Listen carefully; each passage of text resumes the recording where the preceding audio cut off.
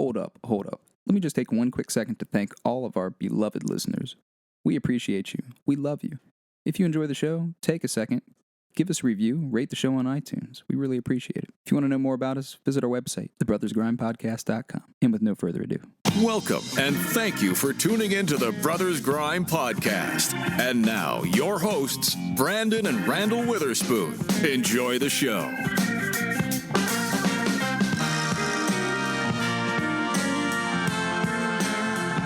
And so, my brother. Yes, sir. I recently have taken a lot of time to reflect on myself, my life, and life in general. And in doing so, it's emphasized a certain point to me. Okay.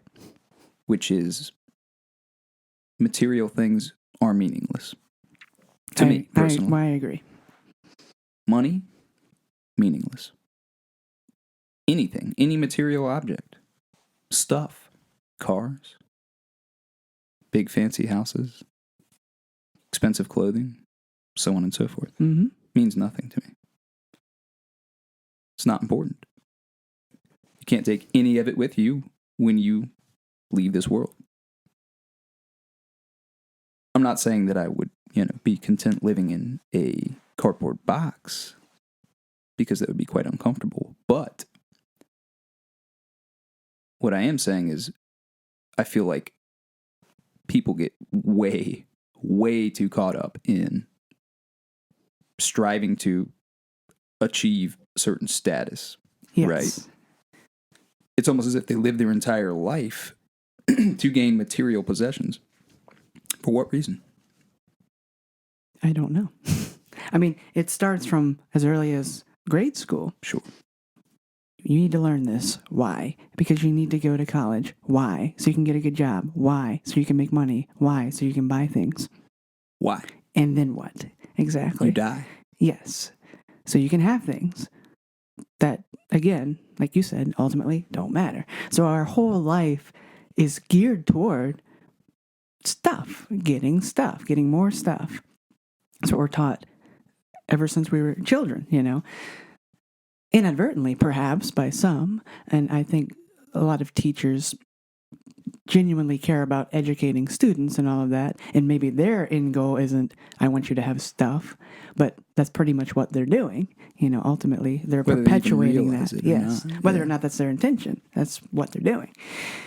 And I think part of that, I think it's been that way for a very long time, and it definitely has. But I would say in more recent years, say the past 30 years or so, really kind of with the invention of the cell phone and things like that, there's basically technology has really been focused on the individual and making the individual's life more convenient, basically. So it's accelerated selfishness in a way. Essentially, yeah. I mean, think about it. Facebook, MySpace, all these things, it's all about putting yourself out there, and getting and promoting yourself, really. Self-promotion, essentially, is really the name of the game in pretty much any arena, And like what we're doing right now, our podcast, obviously we promote it because we want people to listen to it, But in this case, it's not necessarily for material gain. It's not for material gain or for, selfish purposes, though. No, true. But as far as so to some degree, obviously, if you want to survive in this world, given the system that we live in, unfortunately, you unfortunately have to have money in order to survive and all that sort of stuff. Yeah, and so I'm not even talking about that at all. I'm just strictly, I'm actually backing up a step from that. Gotcha. And just saying, what's important to you personally, deep inside yourself, Are you really constantly thinking about worldly possessions that you could potentially obtain if you work longer hours, if you work a second job, if you do things to create income? I mean, because that's not what I think about, because what I've found in my personal life is that does not bring happiness. No, at all, right? Agree. I mean, money in the civilization that we live in can get you all kinds of things, pretty much anything you want, right? Materially speaking. But that doesn't mean you're going to be happy. No, it doesn't. And in my case, that's been proven. You could have all the stuff you want, you know. You know, I've found that even with everything you could possibly want, if you're not truly happy with yourself, then you're not happy at all. Right. You may convince yourself that you're happy, but deep down, you're not. And, you know, that's the moral of the story here. I think also, to take it a step further, I think people get stuff or engage in entertainment to simply distract themselves from the fact that they're not actually happy. Right. Mask their unhappiness. That's all it is, really. And I think that... We've all done it. Sure. Oh, absolutely. But to take off what you were saying as well, like what makes me happy personally, and I strive to do this, is to try and help other people, or like try to at least make some sort of positive impact in the world around me in any way possible. You know, like that's my goal. That's what I want to do. And I find that ultimately it leaves me with a good, satisfying feeling if I know that I've helped somebody else. You're right. Yeah, you know? Absolutely. You'll be left with an unparalleled feeling of happiness and accomplishment. And it doesn't go away because when you buy the material item, there's the initial excitement of getting the new thing, the newness of it, and that naturally fades away. And as it fades away, you're less interested, and then eventually it just sits on your shelf and you don't care about it anymore because it becomes commonplace and you become complacent. However, when you help the person or you do that good deed or whatever it is, that there's no diminishing factor to that. Sure. Because there's nothing about that that's going to go away. The fact is you did that thing. That person's now better off for it. That's that. You know what I mean? And I think also maybe because, well, it's like actions speak louder than words, obviously, you know, and also like your actions, obviously, they don't, like, it's not a tangible, like, item. You know, an item, because the nature of the item, the fact that it stays with you, and obviously it's going to diminish because it never goes away. So it's always there and you just care less about it. But when you do something, obviously you can't take that moment around with you and put it on your shelf and say, look, I did this good thing, you know. But if you could, like for instance, like award ceremonies and things like that, and people do something, or like a movie star, whatever, they get an award and they might feel excitement about that. It's like they did an action, but then they had this tangible thing because they got an award for doing that action. And then, but I'm sure that those people even eventually are like, they're not, you know, the Oscar or whatever it is, Grammy, doesn't make them happy. It doesn't keep them warm. You know what I mean? It was doing what they loved doing.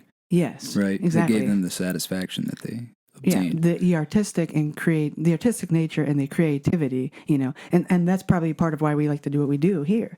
And we make music and things like that because, you know, it's rewarding. In and of itself, exactly. We're not making a podcast because we want somebody to come around and be like, "This was outstanding. Here's an award." Yeah. You know, it doesn't matter. We're doing this because we enjoy doing it. Just like people make music, you know, which opens up a whole other thing. You know, why do people do artistic things to begin with? You know, and why would anyone ever start doing something artistic? Because eventually, once money comes into the picture, same with sports or anything else, once money comes into the picture, then it becomes about sustaining that money. Right. But why are we as humans drawn to do things like say artistically? You know, why do we do that? Or why would we want to engage in helping other people? You know, like things like that. Because I don't know, just because. I guess maybe partially that it's somewhat selfish, you know, subconsciously. Well, that and we're all connected. Yeah, exactly. We realize deep down that they're a human being just like you. They have the same fears and desires and all that same stuff. Ultimately, you know. And I think I was having this discussion with my wife yesterday. Like, I think that's part of the biggest problem of like what faces us on a global level, which is people sometimes forget that. When you're talking about, quote, the enemy or the this or the that, whatever, that they're people as well. You know, ultimately, we're all the same when it comes down to it, and The human race, biologically, or, yes. the human race, we're all was one collective that just wants to come home at the end of the day, see our kids, see our families, whatever, and kiss them goodnight, and then hopefully wake up the next morning and do the same thing over and over again. You know what I mean? You just want to survive and be, basically try to be happy, or at least make the people around you happy. Your family especially, and I think people lose sight of that a lot. In the process of trying to gain these material things, they forget that, these other people are trying to, do the same thing. And basically the sense of community has been lost, is what I would say. Not entirely, but I'd say, generally speaking, at least, maybe not just in this country, maybe globally, maybe just at least for my personal experience, from what I've seen, just interacting with other human beings, it's rare when you come across somebody who is community minded, Right. And most people, I'd say, are, including myself, or think about ourselves, think about myself, mostly, because there is that element of selfishness that all humans have as well, Sure. So it's weird. It's interesting being a human being, because you have, on one hand, I care about myself, of course, like the fight or flight thing, Right. On like a survival level. But then there's this other part where it's like, you do want to help other people and see, like if you see somebody hurt, you feel compassion for them, I would hope so, you know what I mean? Most of us, yes. And most people.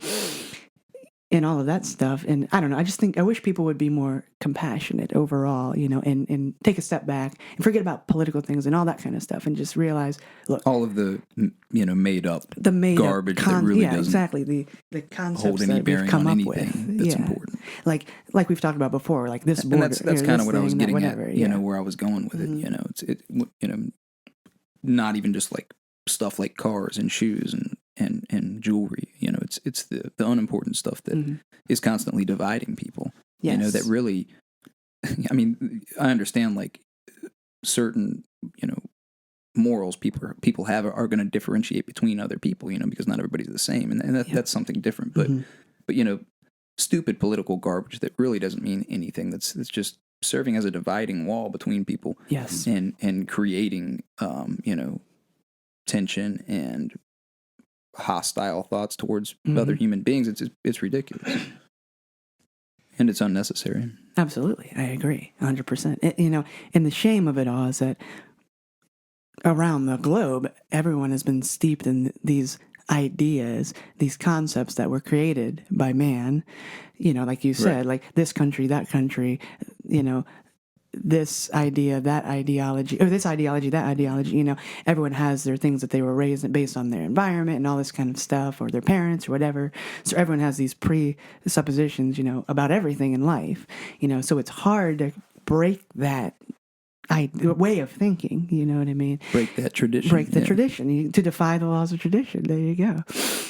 But I think that's important. And I will say, a lot of older people that I've encountered like to talk about how the new young generation, it's going to hell in a handbasket, that sort of thing, and it just keeps getting worse and worse and worse.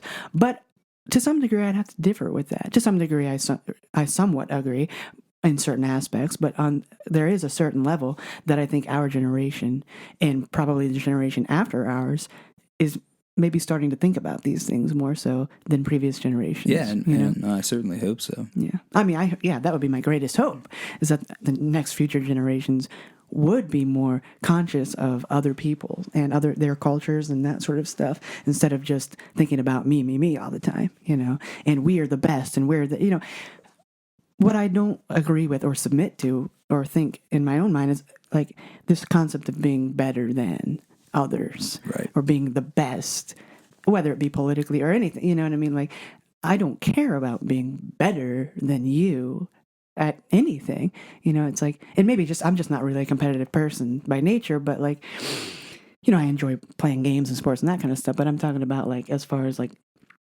like you talked about before, like ego, that sort of stuff. It's like, I think as a nation, this idea of we are better than this nation over here, or our country is better than that country because of X, Y, Z, instead of focusing on that, it's like, well, who cares? We might be more technologically advanced than another country, but why does that doesn't necessarily make us better? Is what I'm saying. And it's like it's ridiculous, to be that stuck up and say, oh, look at us, we're so much better than that shithole country over there. Right. It's like, okay, so look, there's people in that country that don't want to be there, right? Sure. That are under tyrannical control. Yes. Because of a few corrupt politicians that that took over. Yes. And I would venture to say that the majority of people in those environments are being held hostage. Yeah. But that's where they were born. That's where they live. They may not have the means to escape, and whatever. But that's what I'm saying. Like, it shouldn't be about that. It shouldn't. You shouldn't be comparing yourself that way. It shouldn't be like that, man.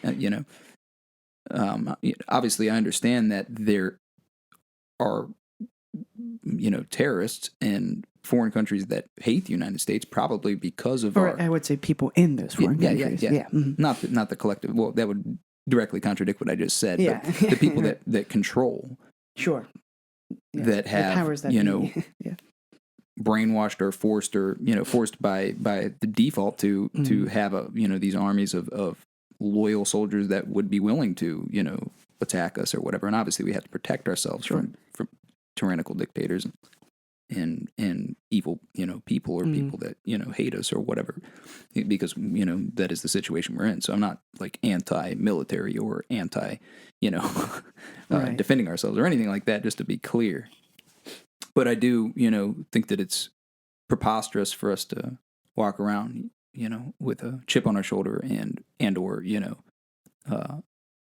a head full of hot air to think that we're indestructible and to get too cocky, Right. Pride goeth before a fall, right? Yeah, it's civilization's But at the same time, to back up what we were saying, it's just a wrong way to think, Yes, and it's unfortunately very widespread. Right. And I would argue that the majority of at least Americans were brought up, and it's not really their fault necessarily. They were brought up to think that way. I mean, think about just it. like the people in other countries were brought up to think the way that they think. Exactly. There's, evil Americans, evil this, evil that. And that's why I'm not like singling out the United States of America, saying that, it's everywhere. Yes, it's worldwide. Any country, any culture. And that's the unfortunate part about it. Yes. Is that that's the whole problem. Shouldn't be that way. We're all human beings. Exactly. We should all be helping each other. Yes. And I guess you and I both, or at least I'll speak for myself, like, I am to some degree an ideologist. Like, you know what I mean? Like, I as far as like that utopian ideology, it's unfortunate that we have to say that I'm pro-military, because it's like, while I do agree, yes, you should defend yourself against people who are trying to harm you, of course, I wouldn't argue against that. I wish that we didn't have to go harm anybody. Sure. You know what I mean? Like, and I can't be naive enough to just live my life with those rose-colored glasses, basically, and be like, everyone thinks that like I think, and no one wants to hurt anybody else, because that's just simply not true. However much I wish that was true, it's not true. Right. Therefore, so you're living in reality, which is good. Right. We as the citizens, as far as like, at least within our own countries, because thankfully, we're fortunate enough, and that's literally all it is luck, that we happen to have been born in this country where we're not getting attacked by people on a daily basis. You know what I mean? And we're not physically threatened on a daily basis where like other people are. And I feel very, very sorry and bad for those people who live in those situations. It's terrible. But because we were born in this country, particularly where we don't face those sort of threats, we should be, because we have the capability to be, we should be more focused on helping each other out, at least, if nothing else, within our own communities. You know what I mean? Because everything starts at the local community level, and then gets bigger from that point. So obviously, you can't just change the world like that. It's like, just because I'm like, I want to get, quote, give peace a chance, and all that kind of stuff. It's like planting a seed, Right, exactly. It has to start analogy. from somewhere. Mm-hmm. Yeah, exactly. And it starts with you, the individual. Absolutely. Of course. It has to start inside yourself. Exactly. Inside yourself. You have to be comfortable with yourself. And then from there, you have to be in a good place. Because positivity is contagious. I don't know if you've noticed that. And we've talked about that before. It's true. Dangerously enough, negativity is equally as contagious. Exactly. As we've learned and experienced in our own lives, of course.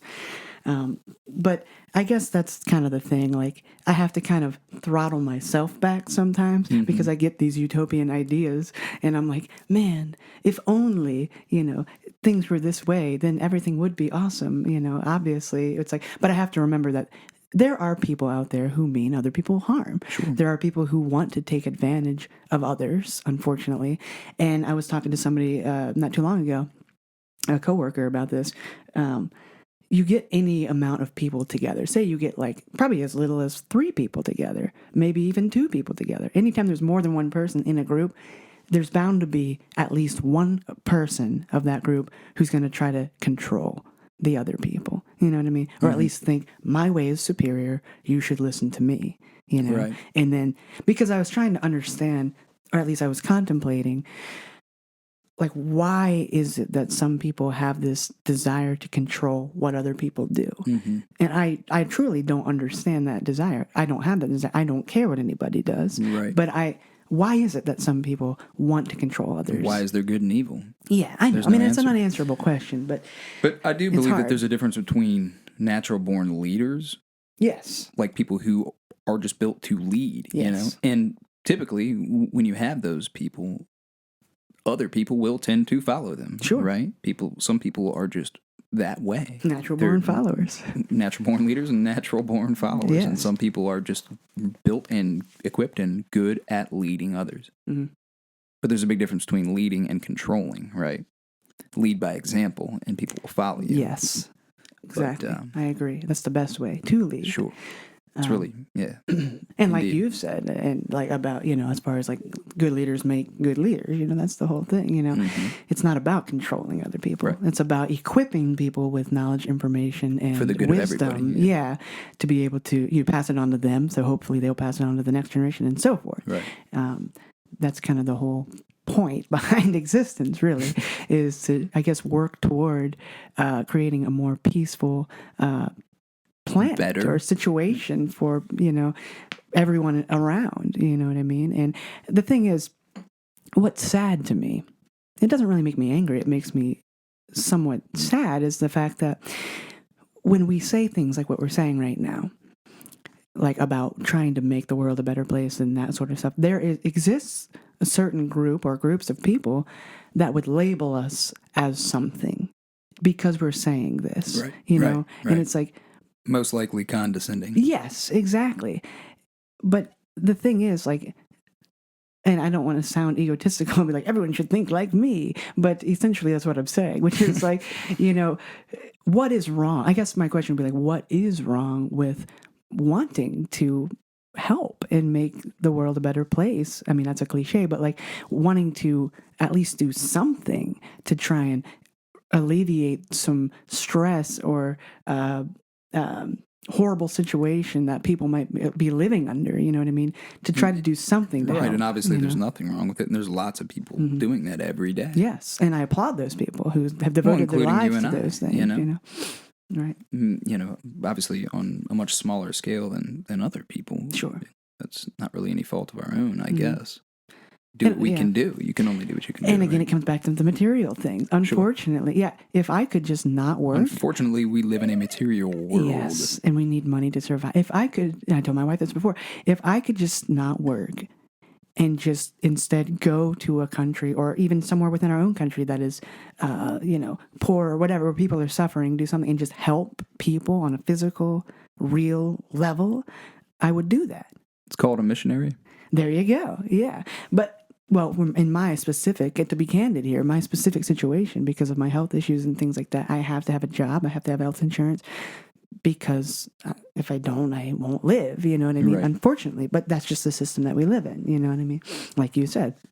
I mean, I can't just stand in solidarity and be like, I will not do this, because I wouldn't survive for very long. Right. But other people who aren't in a situation like mine, you know what I mean? It's like, who might not have families, and maybe that's something people should consider before, younger people, younger than us, high school age people, think about, before I get married and have kids and all that kind of stuff, like, is there I'm not saying they should never do that, but maybe before that, maybe they should concentrate on maybe going and doing some sort of missionary work, or like some sort of charitable work of some sort while they're young and they don't have attachments, Right. maybe within the high schools and things like that, that should be pushed more, you know what I mean, by teachers or staff or whoever. Yeah, well, and maybe it is. It's definitely an option in college. Right. There's a lot more of that. Mm-hmm. And so that's a really good place to do those And sorts that's kind of things. the only portion of your life where you kind of could do that. Right. You might Because you're an adult, but typically Yes. you're not tied down yet. and you don't have to do homework in high school. You know what I mean? Right, Obviously, a high schooler can't just quit school and go do this. I mean, Sure. they could, but it would not be recommended, obviously. But what I'm saying is, even from elementary school, starting there, focusing on, hey, when you get to this point in life, you might want to think about going here, going there, and basically teaching kids, opening their eyes to, and learning history and all that's good and fine, but maybe kind of keeping them more up to date on current events and saying, like, look, this is happening in this part of the world. This suffering is going on, like, I guess awareness would be more exposure to reality. Exactly. Instead of trying to keep kids in this bubble and saying, basically create this perfection bubble where everything's going to be awesome and I don't want you to suffer at all and everything's amazing. And then they grow up with that. And that's why they don't think about, oh, there's other people in the world who are suffering, because they were never taught to think about it, essentially, Right. And I think that's something that could be instituted and maybe should be instituted more so. And probably is. And I'm sure it is more so now than when we were in school or whatever. Right. But like I said, because that's a positive progression that I've been noticing in the past 10 years or so, where people are more conscious of that, and even younger people are more conscious of that sort of stuff, which, again, is a great thing, and I'm glad to see that. But I think, like we've talked about before, change, I don't think, is going to come through political means, you know what I mean? Because it starts with you, and it starts with your community, like everything we just said, you know what I mean? Any real change, that is, And, I mean, I don't personally like to put my faith in a politician or somebody of that stature, because it's like, I don't know. There's so much separation there between the way I feel and the way this person might feel. And I don't know if they feel this way, really, or if they're just saying that to get my vote. You know what I mean? Yeah, well, it's all about spreading the message, right? Right. And what it would take is everybody, or at least a lot of people, to be pushing that agenda. Yeah. Positive agenda, right? Yeah, sure. And also what it would take is a true leader who really actually desires that, right? Yes. Like somebody who wholeheartedly believes in that, and who isn't corrupt, and who doesn't care about money, and that's it, and getting votes, right? It would take somebody who was, legit. Yeah. Exactly. Somebody who's in conjunction with, that's what it would take to think about the people you would reach on a large scale if you had somebody in a position of power, the president of the United States, that was thinking about the things that we're thinking about right now. Right. Or at least, I don't know what the president is thinking about, but at least publicly talking about this kind of stuff and pushing a message that was more positive and peaceful, right? Yeah, exactly. Striving towards something more, peace-oriented, more so than agitating or things of that, or trying to promote. What we need us. in politics is less politics, right? Yeah, exactly. I mean, obviously, everyone knows the big problem is as soon as money enters politics, obviously that it's no longer public service. Right. It's how can I get money? Self-service. Yeah, it's self-service. There, perfect. And obviously, people have been saying that forever. We're not geniuses for thinking of that, what I mean? Like, by any means. But, I don't know. I guess there are some people who are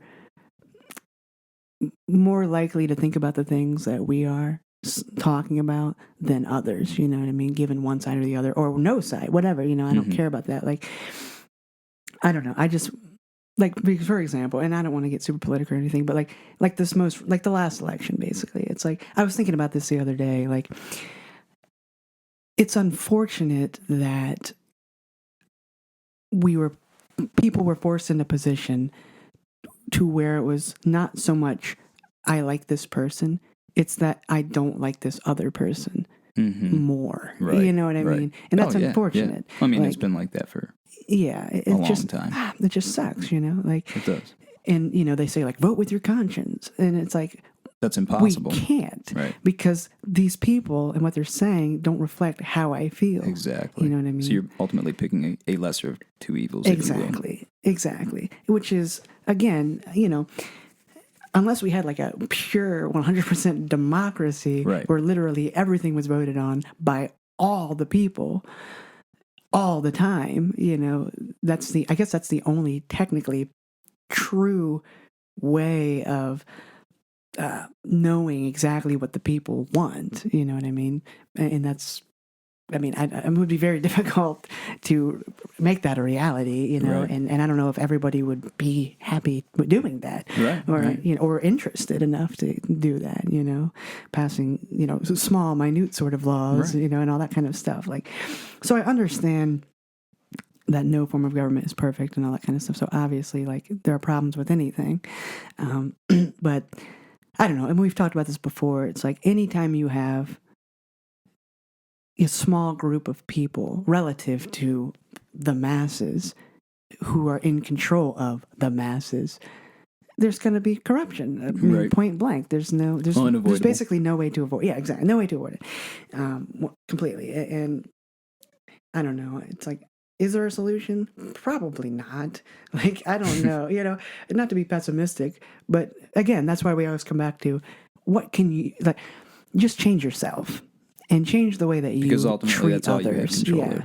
Basically, treat others with kindness, respect, and give people the benefit of the doubt and that kind of stuff. And talk to people, engage in conversation. Because I'm sure you found, and most people probably have found, that when you talk to somebody, regardless of their political view, you can probably walk away gaining something, or at least coming away with a new perspective of that person that you would have otherwise not had of if you just thought of them as a generalization, basically. You know what I mean? So, yeah, absolutely. I mean, the more people you meet and the more people you talk to, the more you learn to appreciate people. There was a time in my life when I, will admittedly tell you that I was a judgmental asshole. I really was. Oh, me too. Big time. I'd like to think I'm not that way anymore. I mean, I do everything that I can. I feel like I really have learned not to judge people, and I don't. But I try to stay as humble as possible. Mm-hmm. Which is difficult. I mean, I still judge people, like, unintentionally, but like you said, you have to make a conscious effort. Yeah, no, every you do. second Absolutely, of every day, yeah. essentially. Yeah, because you will just immediately, almost subconsciously judge people when you see somebody, because it's kind of impossible not to, I guess. Right. But I mean, how far are you going to take that judgment? Right. That's the thing. Exactly. Like you can't stop subconscious thoughts from popping into your head about somebody. That's not really, in my opinion, judging somebody. No. You might have thoughts about how you think they are, or whatever, but to act on that thought is then when it becomes judgment, I guess, right? Well, there you go. You just said it right there. Judgment is a decision made by a judge. Therefore, really, the judgment itself is when you decide, you consciously decide, I'm going to treat this person this way because they look like this. Or I'm going to think about the person this way because of the way that they look, or the way that they talk, or whatever it is. Because of X, I'm going to treat you this way. Yeah, it's the conscious decision to judge somebody. Yes, it's like you have these pre-filters. Yes, and then you decide what to do with them. Yes, I'm either going to set that aside. So you look at somebody. Well, that's they're just strange. That's your data you're collecting from viewing them. Then what are you going to do with it? You're going to take that and you're going to say, okay, well, because of that, here's what I think about the person. Or you're going to say, I don't know that person, so it doesn't matter what they're wearing. I'm going to set that aside. Yeah. I'm going to walk up and introduce, or whatever it is, Exactly. And that's the important thing to remember, is that, and I agree, and I think people get too carried away on the flip side with saying, "Oh, you're judging," you know, like you were saying. And then what's ironic though is then they are now living with the filter, the mental filter of all these people are probably judging me. Right. And then therefore they don't give those people the time of day because they assume they're judging. You know, really it's assumption that's the problem, you know. Yeah, absolutely. You know, of any kind. You know, you should never assume anything like they say. Right. And I found that to be very true in my own experience. Yeah, exactly. It's choosing to either live life or view somebody through that filter that automatically pops up, or set it aside, like you said. That's what you're in control of at the most basic level, basically. Basically, I don't know why I say that so much, but yes, trying to train people to think about things in a different way. And like you said before, that's kind of the point of this podcast, really. Right. That's why we're doing what we're doing, is we're trying, because we're not perfect, obviously. I mean, I judge people right off the bat. I'll walk away, oh, that guy was a dick, or blah, blah, blah, or somebody acts a certain way, and I'm like... But once again, if somebody was being a dick to you, yes, that's data that you're collecting. That's factual things that you're intaking, right? He was being a dick. So what are you going to do with that? Are you going to turn around and say, okay, now I'm going to view him through that dick filter, and I'm going to be a dick to him? Right. Or you're going to set it aside and say, okay, yeah, he was being a dick, but I don't know this person. Yes. I'm not going to judge him for being mean. Yes. That's the conscious decision you have to make. It's like... And it's absolutely difficult. Yes, but I'll tell you, the more you do it, the easier it becomes. Yes. It really, because truly you become does. more conscious Absolutely. of it. Yeah. Once you become conscious of making the conscious decision and thinking in that way, it becomes a habit, just like anything else. You're forming that pathway that's inside of your brain that keeps, you know, it becomes stronger the more and more you take that path, right? It becomes more of a beaten path, right? And so then it's far easier to think that way all the time, and it becomes second nature. And ultimately, hopefully, it becomes who you are. Yes, exactly. Permanently. And that's called, progression. Absolutely. As a person, as an individual, you can progress or not. And as a species, we can progress or not, but it all comes down to what you just said. Choosing to either change the way you think or react. Basically, it's like you either act on reaction or you're thoughtful about what you do and how you behave. Yeah. And, I like to say that I'm a progressively thinking person. I'm always interested in progress. Sure. And that's a great thing. Inside of myself. So I'm always, sometimes, I guess subconsciously and consciously analyzing myself, thinking how I can improve myself, my situation. Right. What can I do? Not to say that I harp on myself all the time. Not trying to sound like a self-centered prick. I'm always thinking about myself. Right. But subconsciously, I always am. Like if I do something, and that's where like meditation and self-reflection really comes in handy. Yes. Because when you sit down, and there's many ways to achieve it. But yeah, you sit down and you take the time to really, like, once a day, seriously. Mm-hmm. Twice a day is even better, but halfway through the day, if you can, sit down and, I hate to use the word meditate because it sounds like... It has certain connotations. Yeah, I mean... That people, again, assume. The definition, yeah. So I won't even use it, but that's what I'm talking about. If you take the time, just say once a day at the end of the day, to go be alone, somewhere quiet. Mm-hmm. Sit down, relax, close your eyes if you want to, and just think about your day, everything that happened. Mm-hmm. Just start at the very beginning and work your way through the entire day and reflect on it.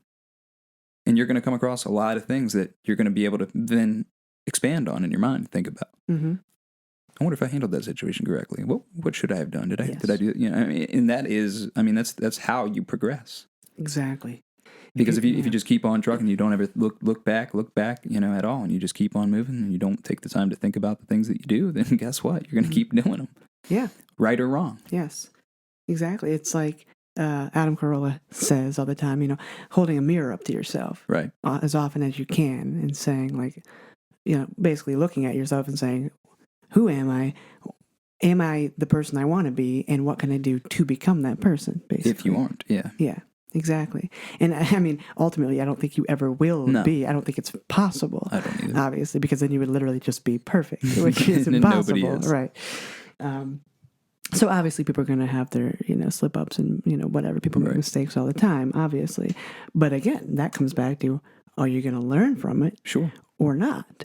Or are you going to go through life saying, making excuses like, oh, Which is undoubtedly the easier route to take. Of course. I behaved this way because this person did this, or because this happened to me as a child, or what, you know what I mean? Which always seems to be the worst route to take. Yeah, because there's no progression there. Yeah, sure. Because you're focusing on the past, or you're focusing on what other people are doing instead of making sure that you yourself are in a place where you want to be. Right. You know, and it's funny. So it's like, to some degree, we need to focus on others. It's like, focus on what others are doing right, but focus on what you're doing wrong. Right. You know what I mean? Versus the other way around. Exactly. And you basically, but naturally, unfortunately, for some reason, we're hardwired exactly the opposite of to that do the way. complete opposite. Exactly. We are always thinking, which is totally wrong. Right. I think that I am amazing and I do this thing that is, and I'm always this way and I'm basically always right.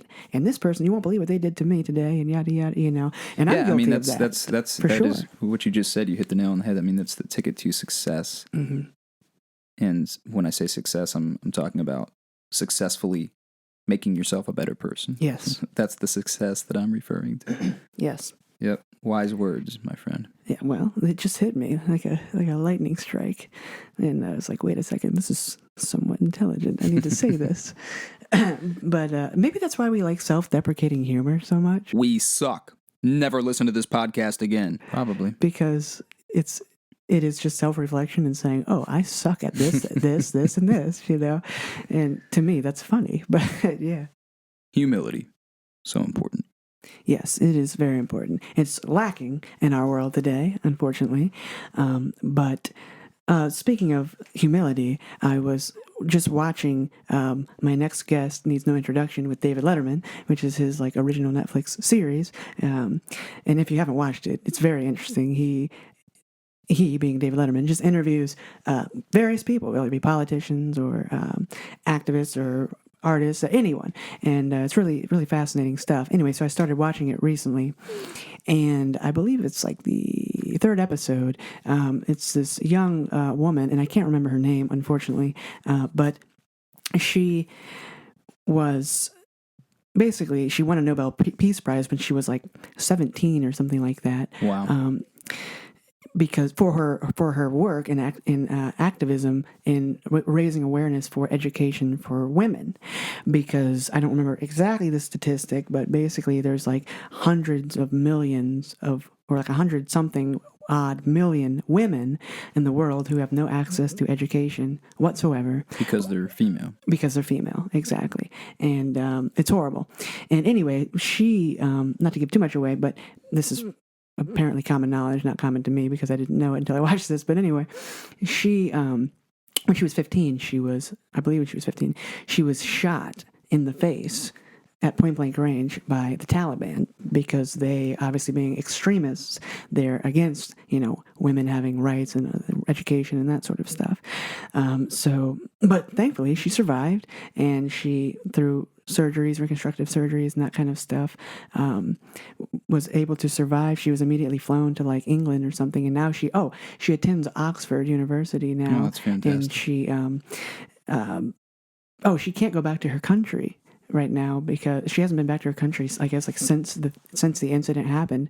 I guess because basically everyone became aware of her, like, I guess extremist groups are aware of her or whatever now more so, and basically would attack her, again, or try to kill her or something like that. What country she was from?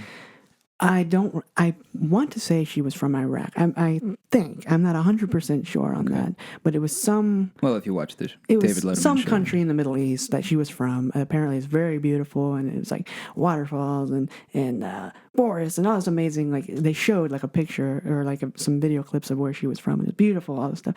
But she can't go back to her own country, her homeland, because of this oppression, basically. Wow. And it's horrible. But...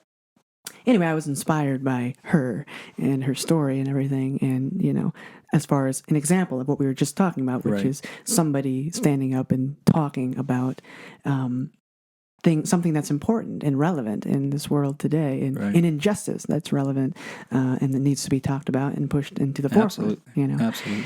And, so that's, again, inspiring to me. And I recommend that anybody and everybody go watch that, at least if nothing else, that episode, because it was very fascinating.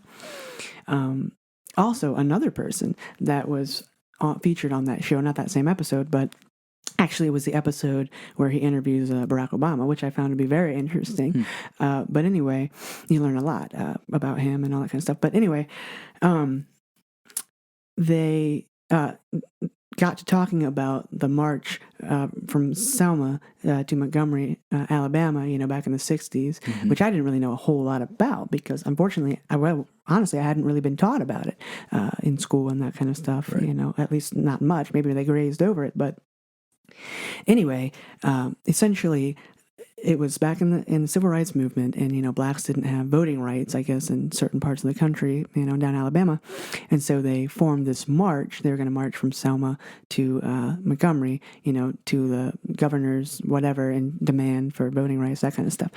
So they organized this thing, and I believe his name's John Lewis was one of the activists at that time. He was obviously a young man then, and there was a certain bridge. I can't remember the name of the bridge, but it was like in Selma that they were crossing, just beginning their march. Like it had just pretty much started right there, and the police came and shut it down, and ended up like injuring all these people and all this craziness because they didn't want them to obviously get voting rights, I guess, because they were racist or whatever. But like they obviously shot it down, and I think there were some people killed and all this craziness, and a lot of people arrested, including that very guy.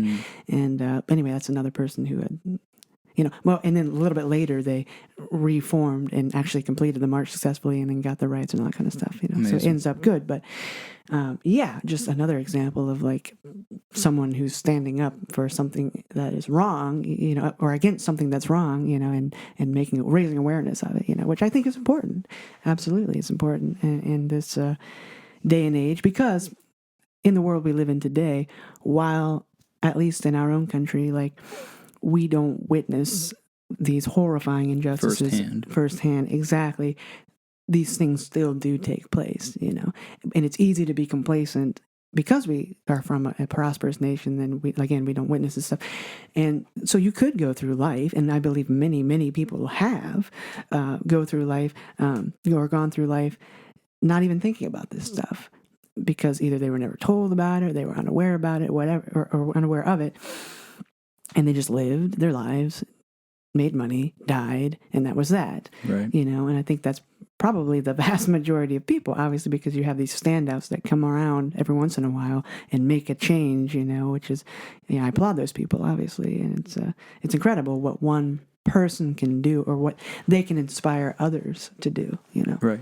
So one really motivated person can, be completely full of inspiration and exactly go on to inspire a large group of people. Yes, absolutely. And that's what, again, another positive thing about our modern technology is that easier to do that, much easier to reach the masses, and worldwide. You can post a video on YouTube and immediately everyone in any country can see it, assuming they have internet access. And it is a marvelous. And what's, again, ironic but also sad is that you would think in this day and age, because of that, basically all those problems we talk about would have just gone away virtually instantly, because everyone's aware of these things all the time.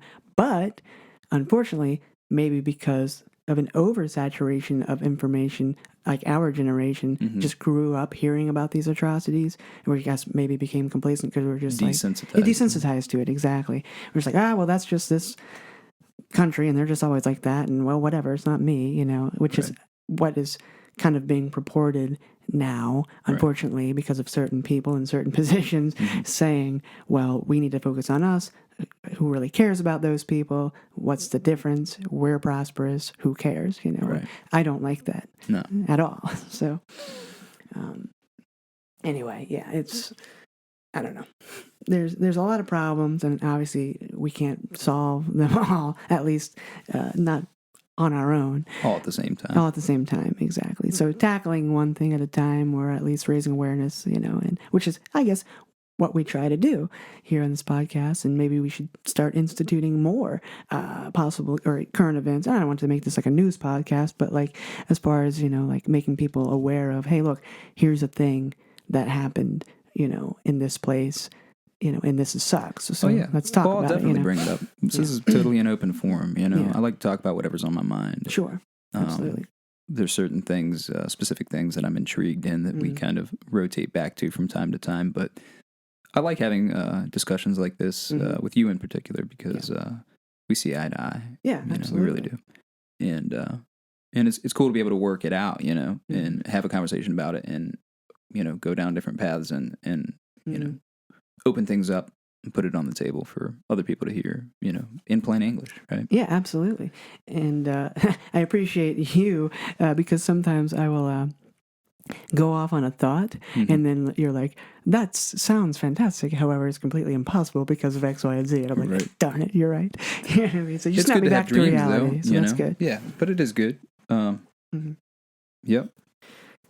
And looking in the long term is beneficial too, but you have to stay in the present and realize what's going on right now. Yes. And work on correcting that. Indeed. To achieve the long-term dream. Yes, exactly, because obviously everything starts with a step one, essentially, And that's the definition of progress. Yeah. A progression. And that's the end of this episode. If you guys enjoyed that, please leave us a rating and a review on iTunes. If you want to know more about us, visit our website, thebrothersgrindpodcast.com. Thanks again for listening. We love you.